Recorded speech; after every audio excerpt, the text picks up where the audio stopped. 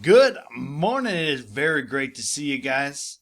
We are on a new week. You guys know how this works. A new spelling unit, already unit 27. We're in week 28 of school, unit 27. We're always 1 week behind because we did not have any spelling unit the week of Thanksgiving. But as you can see here, we're spelling the VCCV pattern. And please understand these words do not have a bunch of V's and C's in them. What V and C stands for is V stands for vowel, C stands for consonant. So all these words are going to have something in common. They're going to have vowel, consonant, consonant, vowel. You know the 5 vowels, A, E, I, O, U, right? And the consonants are all the other letters, B, C, D, F, G, H, J, so on and so forth, right? All the letters besides the 5 vowels. So they can come in any order, and you might think, wait a second, with all those letters there, this is going to be hard to spell. There's certain tricks we're going to go through in the week here to help you out, and this is going to be one of them. You notice here the VCCV pattern, and yes, they're not just 4-letter words, there's other words in there, but you're going to notice in the middle is always this VCCV pattern, or close to the middle. And here's what's going to help. We're going to talk about the consonants later in the week and how to help us out.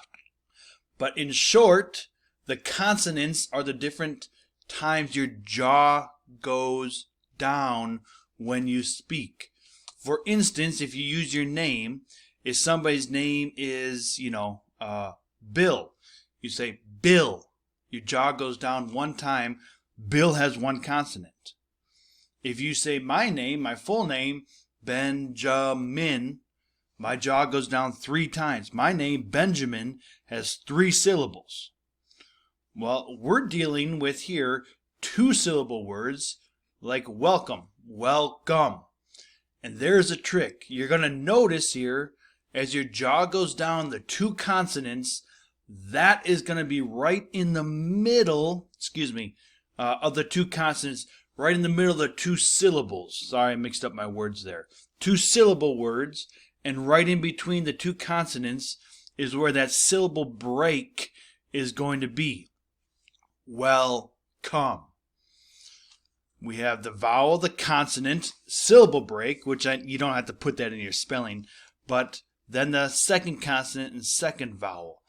And that's a trick that can help you out because you spell the first syllable, well, then the second syllable, come, right? That's what's going to really help you out. Same with this one. We have cactus, vowel, consonant, consonant, vowel. And you can see the red part is the first syllable, the green part is the second syllable, cactus. So if you spell cac and then tus, that can help you out with spelling each syllable first.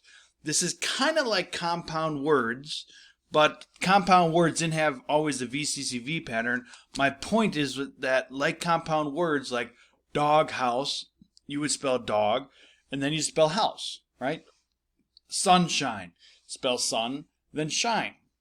Now that's a little bit easier because there are 2 separate words that made up 1 word for compound words.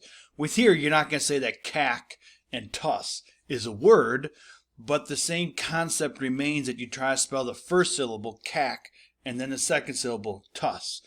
It just helps break up the words so you're not trying to do cactus all at once. You can break up the syllables. Same with this. Now I'm actually going to start with lesson first because a lot of people are going to think that all these words have the same consonant in the middle, but that's not true.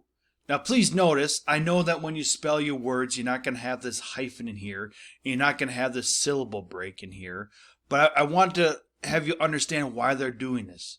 The reason they do vowel, consonant, / consonant, vowel for the VCCV pattern is just like they're doing here. You have the word harness, break it up in the syllable break. Harness. That's why they have that line here to help you out. And so you spell har, and then you spell nis. Lesson. You spell less, then you spell sun. Lesson, right? That's why it's all telling you to do this. And again, I know I said, I'm going to say it again, don't put a hyphen and don't put a syllable break when you actually spell the words. However, for this first assignment to get to introduced, I am going to ask you to do that to help you out, okay? If you notice, you have only section A, one section. All you're going to do is write these 12 words correctly. Please make sure you do that. Just write all 12 words, spelling them correctly. And then you're actually going to put that dashed line in between the syllable break, just like this. Win/do, mon/day, for/get. That's just helping you understand that spell the first syllable, then spell the second syllable. It's also helping you get introduced to what a syllable break is, just where the first syllable is separated from the second syllable, like this. Monday. That's all it's asking you to do. So if you start with invite, put in/vite. That's just what you're doing. Again, when you're spelling words like that in a real test, you're not going to put that dash. It's just helping you understand syllable breaks and how to break up the word to spell each part to get the full word. One other thing I want to mention.